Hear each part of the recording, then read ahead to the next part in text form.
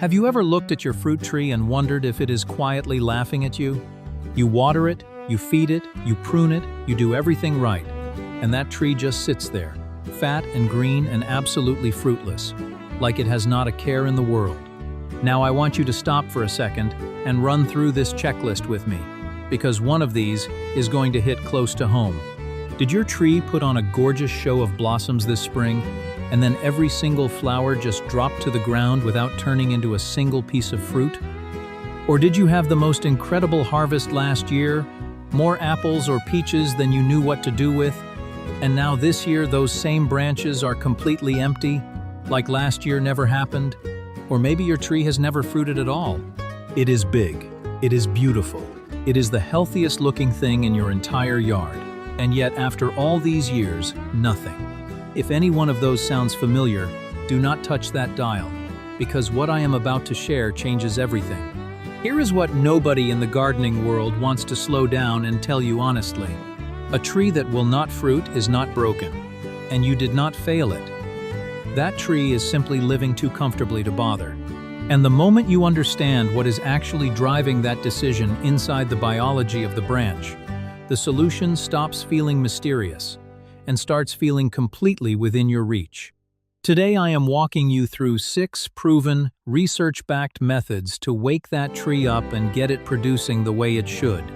And I am saving one method for last that almost no gardening video ever mentions, not because it is complicated, but because most people simply do not know it exists.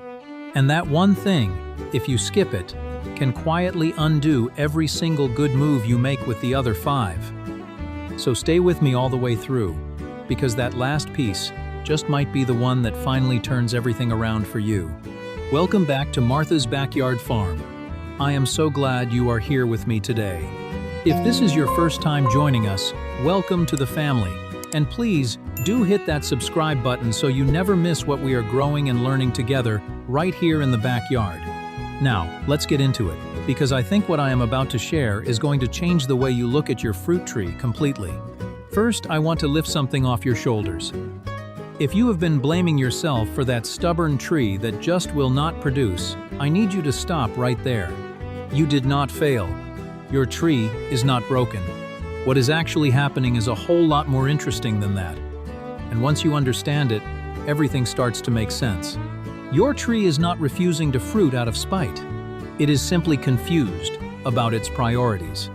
Here is the science, and I promise to keep it practical. Every fruit tree has 2 jobs it can pour its energy into.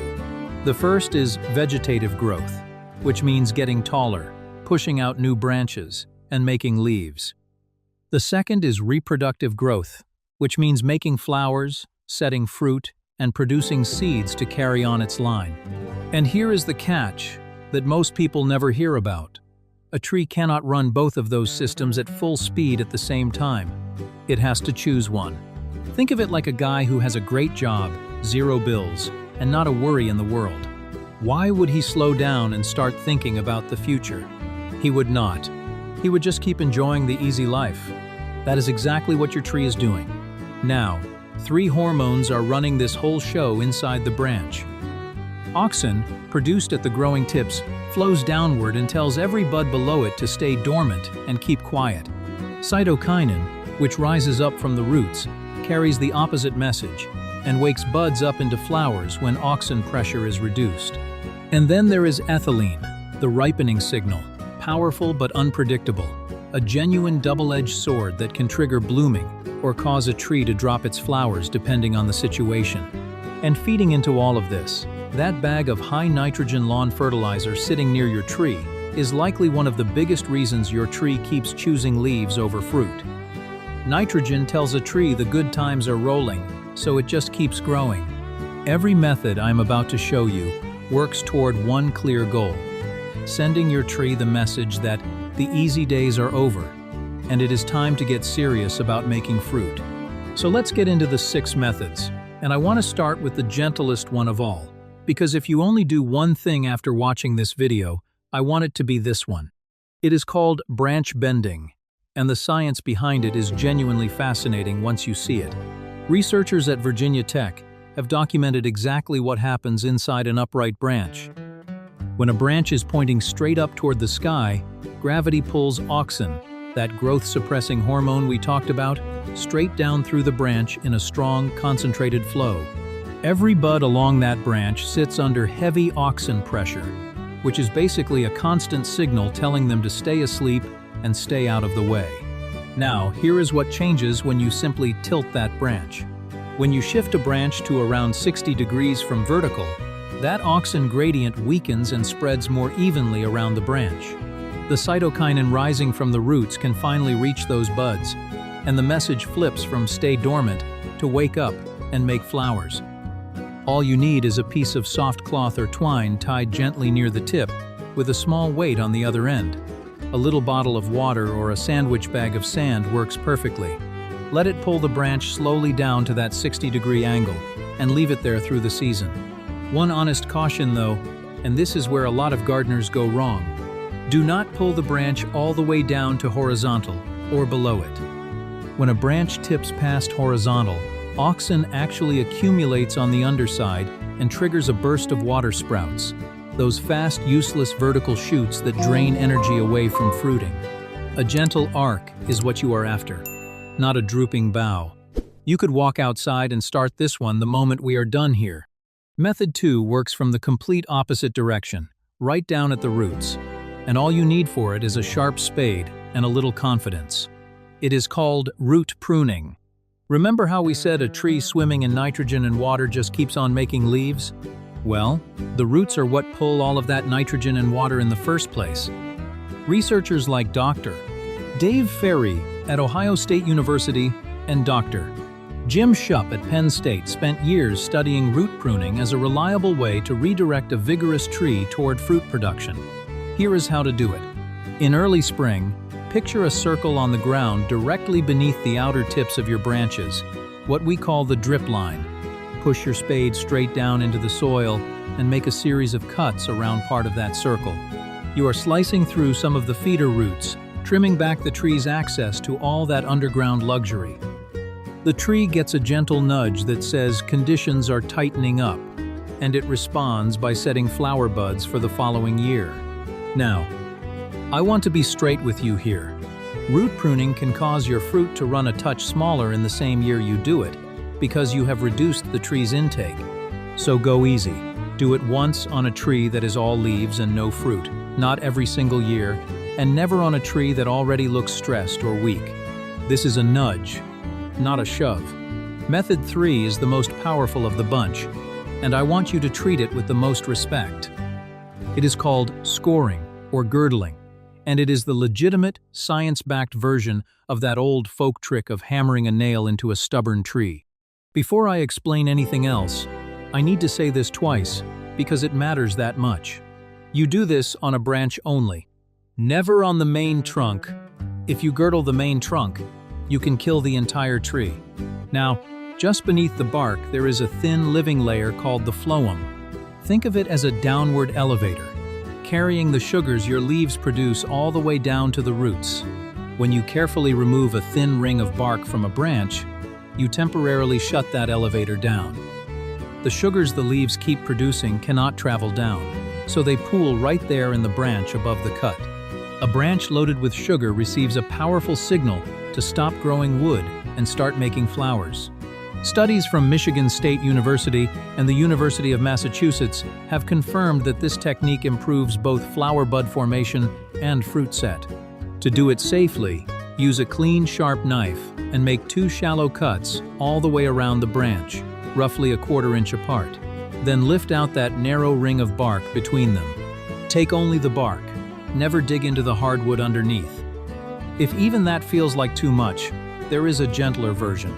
Simply wrap a piece of soft wire snugly around a branch, not tight enough to strangle it, just firm enough to put mild, steady pressure on that sugar layer as the branch slowly thickens against it through the season. Just remember to check on it regularly and remove it before it ever digs in. And once you have scored a branch, leave it alone to heal on its own. No wound paint, no sealant needed. The tree knows exactly what to do. Method 4 is the one that surprises most people because it corrects a mistake I see good, well-meaning gardeners make every single year. When a fruit tree refuses to produce, the instinct is to grab the pruning saw in the dead of winter and cut it back hard. And then spring arrives and the tree comes roaring back, even leafier and more vigorous than before, with still not a fruit in sight. Here is exactly why that happens. According to pruning research from Virginia Tech, heavy dormant pruning is essentially flooring the gas pedal on vegetative growth. The roots underground are still full-sized and fully loaded with stored energy. And when you remove a lot of wood, all of that energy surges upward into a burst of new leafy shoots. You pruned for fruit and instead grew yourself a salad. The smarter approach is to prune lightly in winter, then do a small amount of targeted pruning during the summer instead. Summer pruning calms a tree down rather than revving it up, and timing matters here more than most people realize. Research is clear that summer pruning done before mid-July can meaningfully support flower bud formation for the following year. After mid-July, that window closes and the benefit to next season's buds is largely gone. Beyond timing, summer pruning is also about light. Fruit buds only form where sunlight actually reaches inside the canopy. A tree that is a dense, shaded thicket on the inside will only ever produce fruit on its outermost shell. Carefully removing a few crossing branches and inward-growing shoots opens the canopy up and invites sunlight deep into the center of the tree, which is exactly where you want new fruiting wood to develop. Just be thoughtful about how much you remove. Those leaves are the tree's kitchen, producing the sugars that feed everything. So open the canopy for light, but always leave plenty of healthy foliage behind to do its work. Method 5 is close to my heart, because here at Martha's Backyard Farm we live by one saying, do not feed the plant, feed the soil, and the soil will feed the plant. While you are doing all this work to coax your tree into fruiting, the last thing you want to do is march out and dump nitrogen fertilizer around the base. Nitrogen tells your tree the good times are back, and it will happily throw its flowers away and go right back to making leaves.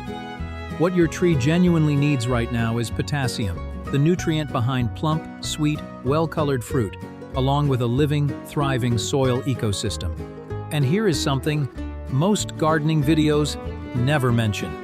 Beneath your feet right now, there is an invisible network of mycorrhizal fungi, living organisms that extend thread-like structures called hyphae, dozens of centimeters out into the soil, pulling in phosphorus and trace minerals and delivering them directly to your tree's roots. Compost feeds and sustains that entire underground community. A 3-year study conducted across orchards in the mid-Atlantic region of the United States found that organic mulch had the single biggest impact on soil biology, suppressing harmful fungal pathogens while significantly enriching beneficial mycorrhizal fungi. After 3 years, trees growing under organic mulch had trunk diameters 33.5% larger than trees without it. That is not a small difference. If you burn untreated firewood, you also have a free source of potassium sitting right in your fireplace. Wood ash contains around 5% potassium and 25% calcium, with almost no nitrogen at all, which is exactly what we want at this stage. Oregon State University Extension recommends applying no more than 10 pounds per 100 square feet per year, worked into the soil about 2 weeks before the growing season begins, and never during winter, when rain will wash the soluble nutrients away before the tree can use them. Keep it well away from acid-loving plants like blueberries and azaleas entirely. And one more honest word. You may have seen people stir up molasses mixtures to feed soil microbes. Molasses can provide a small boost to microbial activity, but your real foundation is always compost. That is where the lasting work happens. Now, method 6 is the one I promised you at the very beginning, the thing almost every gardening video skips over completely, and it might be the most important piece of this entire puzzle. Researchers at Washington State University have confirmed that fruit trees begin forming flower buds for the following year's crop during the current growing season. That means what happens on your tree this summer directly determines whether you get fruit next summer.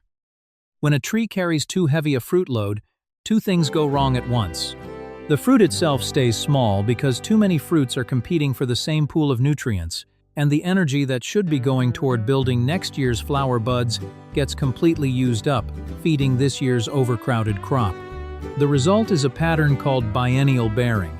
And if your tree gave you an enormous harvest one year followed by almost nothing the next, that is exactly what you experienced. The fix is simple, but it requires a little nerve. Within 20 to 30 days after the flower petals fall, when the young fruitlets are roughly 3/4 of an inch across, go through the tree and thin them by hand. For apples and pears, space fruit 6 to 8 inches apart along each branch. For peaches, also aim for 6 to 8 inches. For plums, 4 to 5 inches is right. And for apricots, 2 to 4 inches gives each fruit the room it needs. Sweet cherries are the one exception, and do not need thinning at all. In every cluster, keep the largest, healthiest-looking fruit, and remove anything small, misshapen, or damaged. Before you apply any of these 6 methods, though, take a moment to check 3 foundational things first. Make sure your tree is actually old enough to bear fruit, because some varieties need several years in the ground before they are physiologically ready, no matter what you do. Check your pollination situation, because apples, pears, and sweet cherries require cross-pollination from a different compatible variety planted within 100 feet, and bees need temperatures above 65 degrees Fahrenheit to do that work reliably. And confirm that your tree is getting genuine full sun, because a tree growing in shade simply cannot fruit well, regardless of which methods you apply. So let me bring it all together for you. 6 methods, each one working with your tree's own biology rather than against it. Start with branch bending, the gentlest and most powerful shift you can make today. If your tree is too vigorous and leafy, add a round of root pruning in early spring. For a truly stubborn branch that refuses to set fruit, scoring or girdling gives you a controlled, reliable result. Prune lightly in winter, then open the canopy to sunlight in summer before mid-July. Feed your soil with compost and mulch. Hold back the nitrogen, and let that living underground ecosystem do the quiet work it was built to do. And do not forget to thin your fruit on time, because protecting next year's harvest is just as important as enjoying this year's. You know, when I was younger, I thought the answer to every problem in the garden was more water, more fertilizer, more cutting, more doing. But a tree does not respond to force. A tree responds to understanding. And understanding, my friend, is something we have more of now than we ever did before. A piece of soft twine, one clean spade cut, a handful of ash from last night's fire, and knowing exactly when to thin, that is genuinely all it takes. If any part of today's video was useful to you, please give it a thumbs up because it helps more gardeners like you find their way to Martha's Backyard Farm. And tell me down in the comments, what tree are you trying to wake up this season, and what state are you gardening from? I read every single comment, and I would love to hear from you. If you are not subscribed yet, go ahead and hit that button now, because we have so much more growing together ahead of us. It is never too late to learn something new, and it is never too late for a tree to bear fruit. Happy gardening, and I will see you in the next one.